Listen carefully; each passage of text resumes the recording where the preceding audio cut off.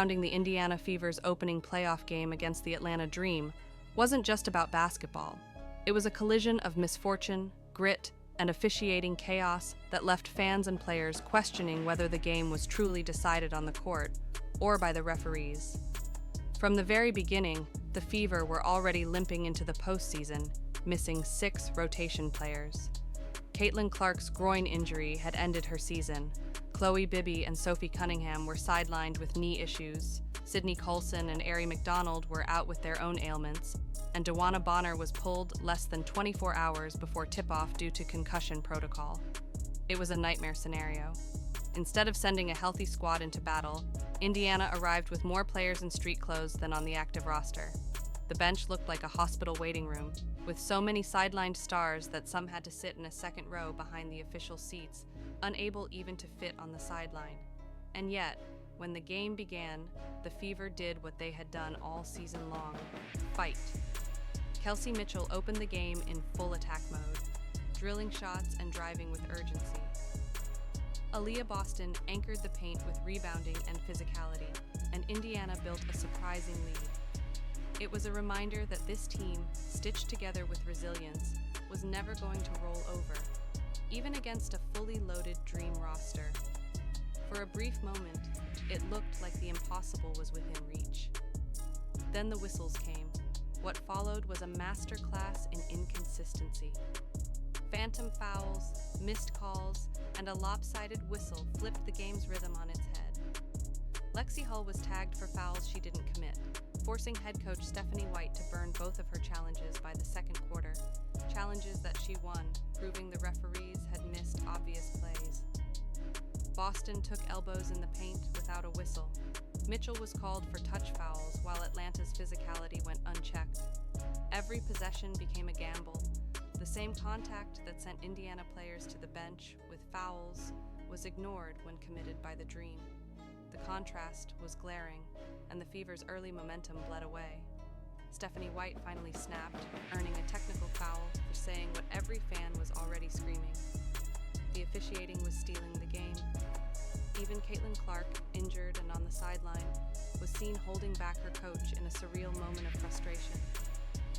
Despite it all, the Fever kept fighting. Mitchell was sensational, pouring in 27 points, adding assists, and keeping Indiana's offense alive every time it stalled. Boston muscled her way to 12 rebounds, battling constant double teams and foul trouble just to keep possessions alive. Hull hit a rare 3 and contributed energy plays that didn't always show up on the stat sheet. But depth matters in the postseason, and Indiana had none. While the Fever leaned on their few healthy stars, Atlanta rotated fresh bodies every quarter. Ryan Howard and Alicia Gray both put up 20 points. Naz Hillman provided a spark off the bench, and Brittany Griner's presence in the post tilted the balance of physical play. Indiana's shooting slumped under relentless pressure, finishing under 35% from the field and just 2 for 15 from 3. The Dream stretched their lead, capitalized on every questionable whistle, and never looked back.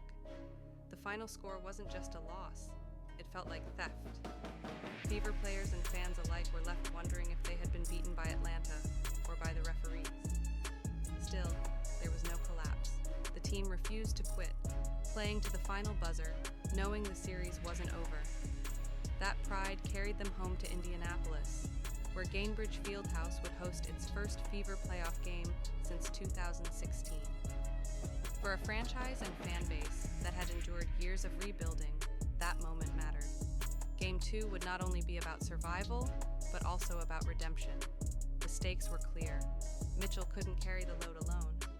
Boston needed more space to operate, but without Clark's perimeter shooting, defenses could collapse the paint and suffocate the offense.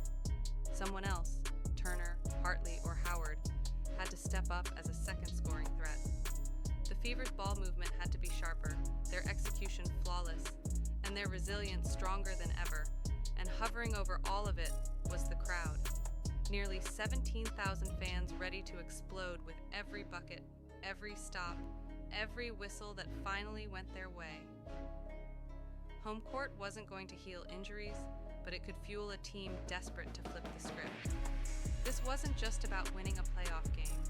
It was about proving that the Indiana Fever could endure. Injuries had decimated their roster, officiating had tilted the floor against them, and yet they were still standing, still fighting, still refusing to be written off. Game 2 would decide more than a series. It would define how this season of struggle, survival, and unrelenting effort would be remembered. For the Fever, the message was simple. They might be short-handed, they might be battered, but they weren't done yet. Do you think the Indiana Fever were robbed by the refs in Game 1? Or did Atlanta simply outplay them?